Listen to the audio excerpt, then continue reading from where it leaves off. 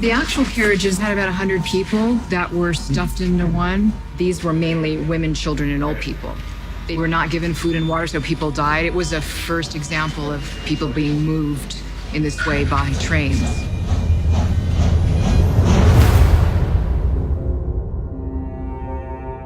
You could see these people with dark, sad eyes, walking to their death. It's an experience I wouldn't wish even my worst enemies.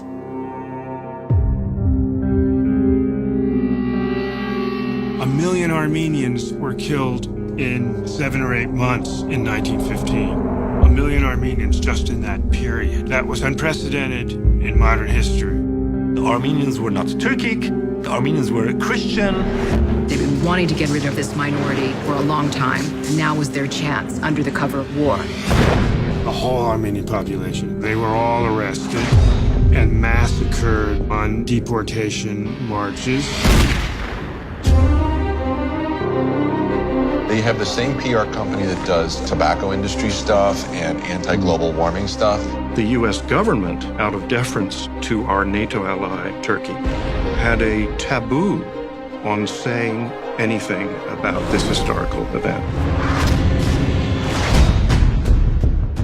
From the earliest days of interest in the Armenian genocide, there was interest in making some sort of feature film that was about what had happened to the Armenians.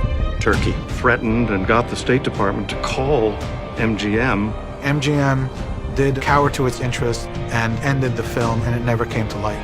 Right before production, a representative of the Turkish community in Canada wanted a meeting. We all looked at each other and went, is that a threat?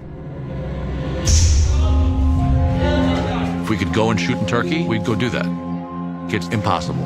Our hope is to replicate the events, but not make it repulsive, because the events really were. Genocide is ultimately about erasure, and denial is a way of sealing that erasure. It's not just about them admitting it, it's about justice. We want justice.